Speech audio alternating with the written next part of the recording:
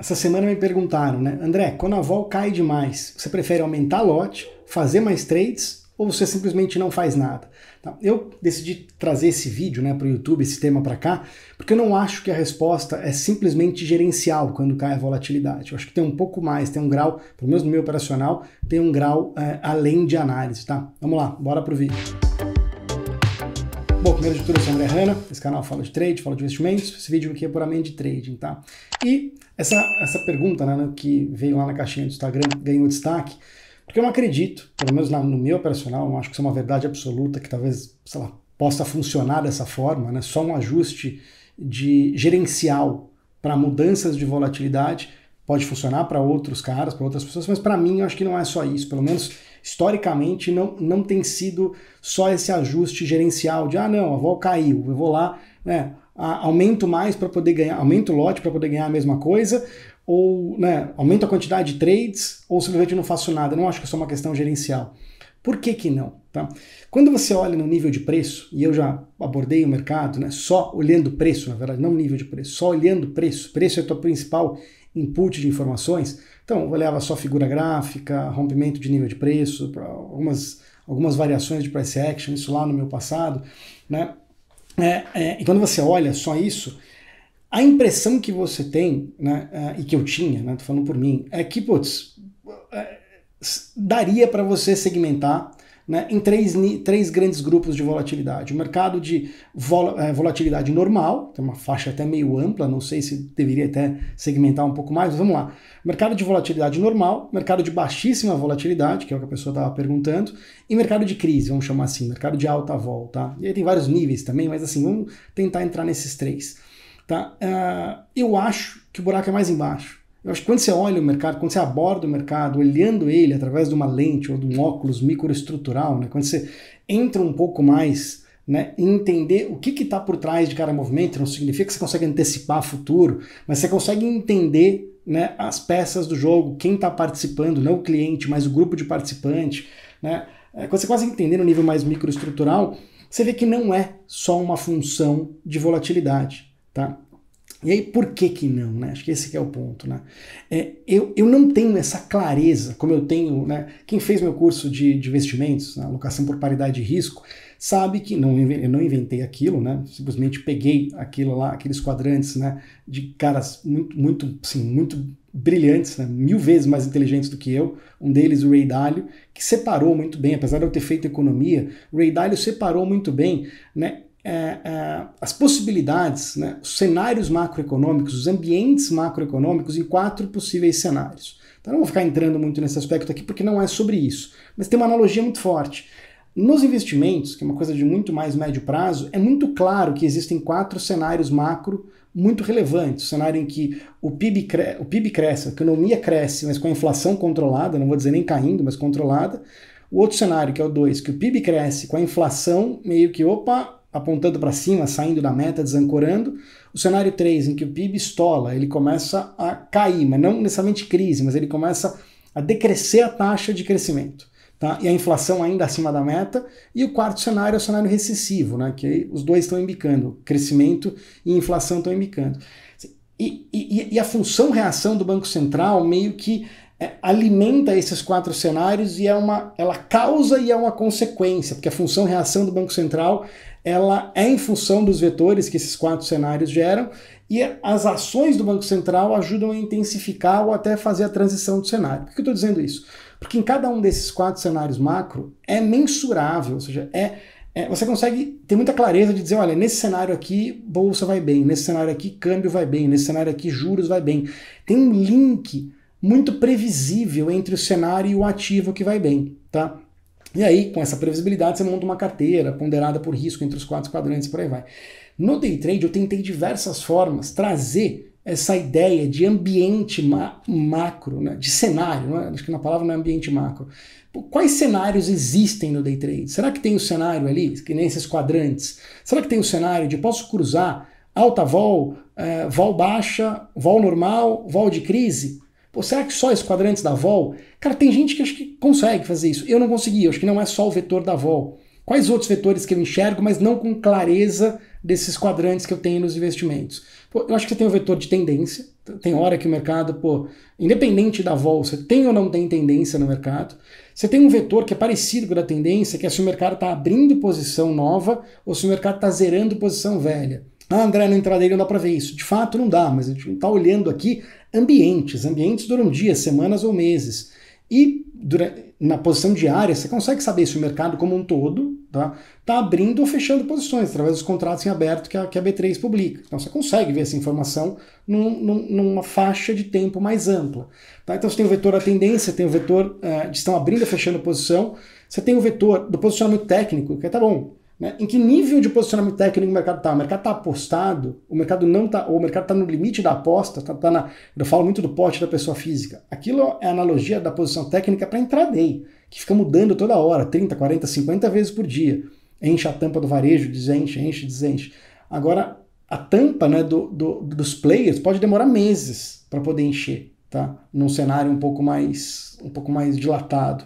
Tá? Você tem a posição técnica, você tem também num outro o nível microestrutural, falando também, o modus operandi dos players. Pô, será que mudou alguma coisa estruturalmente? Pô, os caras estão, né, isso não muda toda hora, mas aquele tipo de grupo de participante está operando de forma diferente, o envio de ordem, na verdade, né? Está usando de algum componente novo, de alguma novidade, de algum algoritmo novo, ou uma calibração muito nova num algoritmo existente, um algoritmo low frequency existente, por aí vai.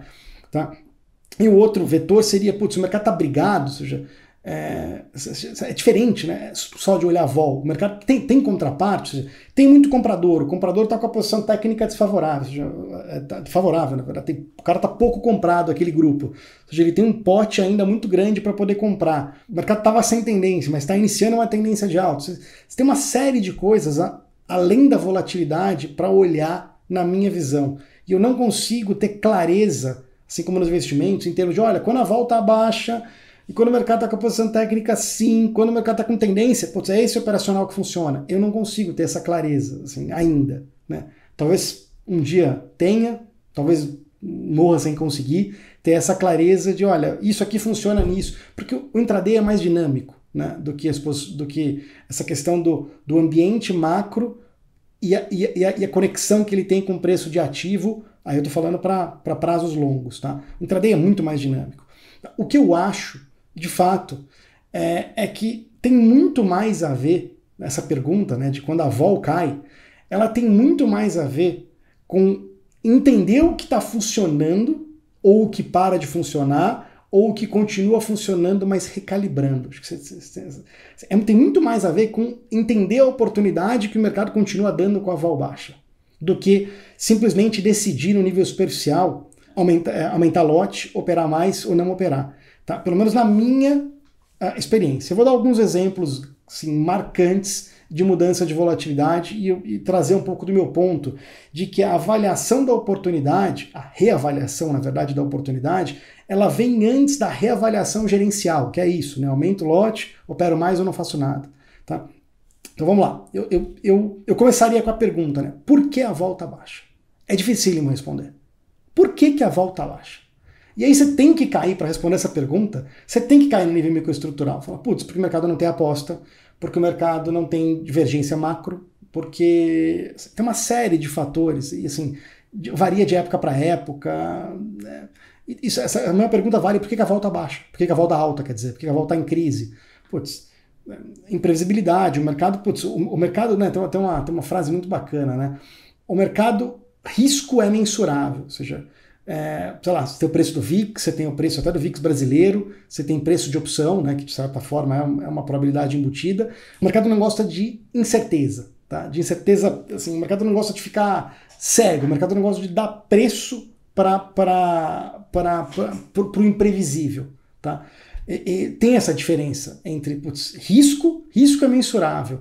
Quando é imprevisibilidade, né, você tem uma mudança de política, você pode ter uma quebra estrutural, uma quebra de como é que as coisas funcionam. O mercado não trabalha muito bem nessas. Quando teve a pandemia, aconteceu isso. O mercado, que pode acontecer, cara? Existe um risco de quebra e o mercado, né, ou a economia voltar para a crise lá de 30, né? Tô falando agora esse vídeo de 2024, é muito fácil falar, mas quem viveu ali março de 2020, né, um pouquinho para frente, cara, percebeu que podia ter uma pane, né, econômica, de fato, e o mercado vir para uma grande depressão, que os bancos centrais, em conjunto, vieram com uma injeção de dinheiro monstruosa. Mas você teve ali uma possível quebra, o mercado não sabia dar preço para o risco. Tá? Então, nesses mercados, né, em que baixa vol, média vol e mercado de crise, pega no passado, por exemplo. Eu tive diversas mudanças, mas pega uma e aí vai ficar muito claro o que eu estou querendo dizer em termos de readaptação da estratégia e não só a questão gerencial. Gerencial, acho que é a segunda camada. Quando eu comecei a operar ali para a Interfloat, para onde eu fui contratado, né, para a mesa, né, em 2004, deles, né, tomava risco proprietário, né, a corretora na época, ali o mercado peguei a volta da entrada do Lula no governo e por aí vai, porque eu tinha estressado pra caramba e começou a subir, engatou numa tendência de alta muito forte ali, né, que durou meses, né, forte durou meses, né, mas a tendência de alta durou até 2007, na crise, no fim da crise financeira dos Estados Unidos, né, e ali, né, tudo que você fazia, né, desde a coisa mais simples até, cara, assim, tudo que tinha um viés de compras, de rompimento de resistência no mercado de opções, né, na época em Telemar, né, que era Telemar e Globo Cabo, né, e Plim 4, quem é daquela época lembra. Cara, não tinha muito erro, rompia a máxima, cara. Você tinha a opção que vinha de 30 centavos para R$1, assim, no dia, e alguns dias seguidos. Então você via aquilo acontecendo um dia, outro, meio que rompimento de máxima, entrava volume ali, o mercado começava a ficar meio rápido, vambora, né. Então, esse era um mercado de vol média. Vol média, mas com tendência de alta. Tá? De repente, simplesmente, do nada, né, cara, parou. Simplesmente o mercado ele continuou subindo, mas a vol caiu de um jeito em que rompia a resistência, cara, ele estopava para aquele tamanho que a gente estava acostumado de stop e de ganho, né, de largar, fluir, deixar o mercado fluir, porque ele fluía mesmo, ele avançava e ia. Eu não estou falando um dia, um mês, foram meses desse jeito, ganhando dinheiro dessa forma. Depois que o mercado continuou subindo, mas não tinha essa volatilidade. O mercado rompia a máxima, vinha para baixo, dava o stop, e ele ia fazendo zigue-zagues, cara, mas no fim do dia aquilo subia, no fim do mês aquilo subia, as opções subiam, mas não com aquela explosão que subia antes, mas você olha o gráfico e fala, putz, o mercado subiu. Né? E ali eu passei por um primeiro ajuste de volatilidade que não era uma questão, né, de eu falar, putz, aumento o lote, opero mais. Eu tive que reavaliar o meu modus operandi de entrada. O meu modus operandi de entrada naquela época, que era, nesse caso, que funcionou demais, romper resistência em opção, aliado ali, óbvio, né, ao mercado catando lata, né, o mercado querendo comprar, se percebia antes de romper o nível de preço, cara, que o mercado vinha com muito negócio, vinha com muita agressão, né, a fila ia corroendo devagar ali, mas, putz, ela vinha numa taxa de decrescimento, de corrosão de fila na venda, né, o mercado agredindo a fila da venda, muito diferente do que aconteceu depois da queda de volatilidade. Tá? E não era. Comprar topo, comprar rompimento de topo, não funciona mais a partir dali, pelo menos por meses. Tá? Então, eu tive que reavaliar naquela época a oportunidade que eu estava querendo tirar do mercado. Fazia muito mais sentido eu comprar nas barrigadas, comprar nas quedas, do que comprar em rompimento de máxima. Entendeu? Não era uma questão de aumentar lote, operar mais ou não operar. Era uma questão de, putz, o que será que está funcionando? E naquela época eu ainda não tinha esse óculos microestrutural para poder entender, né, um pouco mais além o que estava acontecendo. Tá? Então, mas vamos lá, diversas outras, tá? Passaram, mas acho que isso, né, acho que não é isso, ficar falando de passado, porque eu não falo de coisa agora. Porque eu acho que a gente não veio para uma fase ainda, desde que eu voltei a operar intraday, que não é muito antigo, a gente não veio para uma fase de baixíssima vol. Então eu não enfrentei uma fase de baixíssima vol recente. Tá? Por isso que eu trouxe exemplos do passado. A André, a vol vem caindo de 2020 para cá. Vem caindo bastante. Mas a gente não pode dizer que a gente ainda está num patamar de Brasil de vol para intraday normal. Né? Assim, não acho que a vol está no piso para intraday. Ela pode ficar abaixo do que ela está hoje. Ela já ficou historicamente períodos muito longos abaixo do que a vol intraday está hoje. Estou gravando aqui em 1 de junho de 2024. Tá? Assim, acho que a gente está num período de vol na parte inferior da banda, né, do que seria uma vol dentro da categoria de vol normal. A gente não está nem em vol e crise e nem em vol baixíssima, tá? Vamos lá, então eu dividiria, tá? Apesar de ter essa dificuldade de saber qual que é o vetor certo, se a gente for trazer para análise de 3 níveis de vol, vol baixíssima, vol normal e vol de crise, eu acho que você tem 3 coisas para fazer no âmbito da estratégia, né? Que tem coisas que de fato elas continuam funcionando e você só ajusta parâmetro. Ou seja, vou dar um exemplo aqui. O mercado continua distorcendo. Tá? Uma das oportunidades que eu tenho feito é a distorção de preço justo, já falei algumas vezes, e por aí vai, com base, não uso média, não uso VWAP para preço justo, uso uma variável econométrica em função da modelagem que melhor precifica o índice. Tá? Isso não para de funcionar quando o mercado baixa a vol e nem para de funcionar quando o mercado vai para a vol de crise. O que muda? Muda por completo a amplitude do que eu considero uma distorção.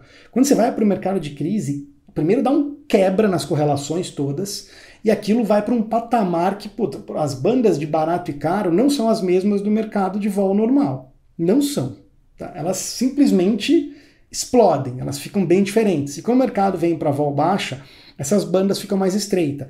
O operacional não para de funcionar, ou seja, a lógica do que você tira do mercado, que é uma distorção de um preço justo que você calculou, ela continua funcionando. Só que a calibragem daquilo muda tudo. Tá? Esse é o primeiro ponto. E a partir daí você vai definir tamanho que você vai operar, frequência que você vai continuar operando e por aí vai. Tá? Segunda camada, que é a de risco. E não a primeira, que nem a pessoa perguntou, se eu opero mais e por aí vai. E a segunda avaliação, tá? Tem coisa que perde sentido, tá? Vamos pegar um exemplo, quando é mais fácil explicar esse, quando a vol sobe também demais. Aquele operacional assim, que ainda tem, né, que dá para fazer, um operacional de score, mas uma operacional de score não simples, de você olhar um lote lá no mini ou no padrão, no índice, e se escorar nele. Eu não tenho feito mais isso, tenho feito um outro tipo de score. Tá? Mas, não, um operacional de score, ele não faz sentido em crise. Não faz. Um ou outro vai dar certo no dia? Vai. Mas o mercado corre tanto, e o mercado na crise some lote da tela, do book. E o que o mercado às vezes quer na crise é lote para executar. Então o mercado em crise ele vai atrás do lote. Então, se você se escorar em lote para poder operar contra um lote na venda ou um lote na compra, você está fazendo um erro semântico do que o mercado quer na crise. Não funciona operacional de crise, pelo menos grande parte das vezes. Então tem operacional que ele para de funcionar dependendo do nível de volatilidade. Mas não é porque a vol está alta. Se você olhar no nível microestrutural, você tem que entender que tem um nível um pouco além, né, para dizer que o que funciona e o que não funciona. Esse é o segundo ponto. Tem coisa que para de funcionar. E tem coisa que começa a funcionar. Você pega o mercado está com uma vol muito alta, e o mercado vem para uma vol baixa, o operacional de escora, que é um operacional bobo, tá? Besta, simples, óbvio, não o simples demais eu não tenho feito no índice. Mas é um operacional com essência fácil. Então, esse operacional, quando a vol cai, putz, ele fica maravilhoso. Ganha pouco, mas a vol está baixa. Né? Ele vai dar aquele rame-ramezinho, ele é de poucos pontos. E ele é um operacional bom para o mercado quando a vol está baixa. Então, dando um exemplo aqui, tá? Estou falando aqui para índice, tá? Não estou falando para outros ativos, ficaria muito grande.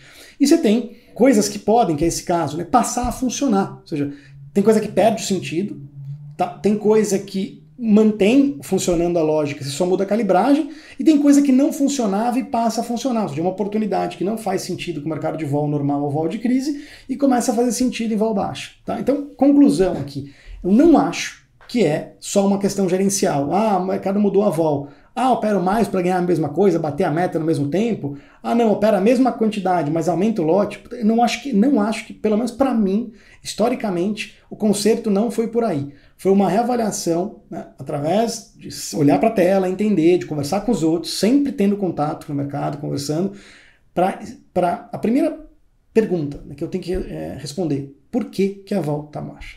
Tá? Eu não consigo, às vezes, responder sozinho. Ligo para um, ligo para outro, contato, para entender de microestrutural, o que mudou. Às vezes eu consigo olhar na tela algumas coisas, olha aqui, para aquele tipo de participante, cara, que para mim dava a diretriz do dia, que é o estrangeiro operando por algoritmo low frequency, esse cara não está mais presente, ou ele está mais presente, mas com contraparte, ou, cara, simplesmente esse cara sumiu do mercado, ou ele está no mercado, mas operando com um lote diferente, de uma forma distinta, que não está impactando, ou o ambiente macro em que aquilo está inserido, né, não está gerando tanta volatilidade, né, e por aí vai. Por que a vol está baixa, por que a vol está alta? Essa é a primeira pergunta. E depois, cara, o que eu tiro do mercado, a oportunidade que eu tiro do mercado, o que eu quero tirar do mercado, ainda está presente no mercado de vol baixa? Sim, não, ou sim, reajustando parâmetro? E a outra pergunta, putz, coisas que eu não olho, com o mercado de vol baixa, será que dá para eu olhar e migrar ou acrescentar essa oportunidade no meu operacional? Porque se eu ficar naquele rame-rame que eu fazia antes no mercado de vol alta, eu não vou conseguir participar desse. Tá? Entendendo isso, se o que você dá para tirar do mercado mudou, ou está lá presente ainda, mas readaptou, aí sim você vai para o tamanho de lote, frequência de operação. Tá? Aí é uma outra decisão, que aí tem muito mais a ver com risco, tá? Do que o que de fato o mercado está dando. Você tem que chegar de maneira mais crua possível. Putz, o que o mercado está me dando de oportunidade nesse novo ambiente de baixa vol, tá? E eu não vou nem entrar no aspecto aqui de quanto tempo vai durar essa baixa vol, porque ela pode durar semanas, dias, ou ela pode durar meses, tá? Aí já, putz, e de novo, não tem como saber, tá? Você vai correr um risco ali até esse mercado de ficar atuando nesse rame-rame aí, e o mercado continuar, você mudar o teu operacional, ou reajustar ele para ficar com o mercado, né, capturando ali com o mercado de vol baixa, e de repente essa vol dá uma explodida para algum lado, você fala, putz, né? Aí não tem muita resposta para isso. Você tem que ficar meio pagando para ver naquele mercado de vol baixa com esse operacional diferente por um tempo, porque você não sabe o que vai durar, dias ou meses. Tá? Aí são as intempéries do mercado e não tem muito como resolver isso. Bom, espero que tenha resolvido essa dúvida. Tá? Se você gostou desse vídeo, clica no curtir, que o YouTube entende que é um bom conteúdo, mostra para mais pessoas interessadas. E sério, a única coisa que eu peço de verdade, que eu gosto muito de ler aqui embaixo, é o que você achou desse vídeo, tá? Se você concorda, não concorda, como é que você faz, se você já vivenciou momentos de baixa volatilidade, o que você fez e qual é a tua opinião, né, geral sobre isso aí. Coloca aqui embaixo que eu vou gostar de saber, tá? E se você não está inscrito no canal ainda, se inscreve, que não perde nenhum conteúdo quando ele for publicado. Abraço, boa semana.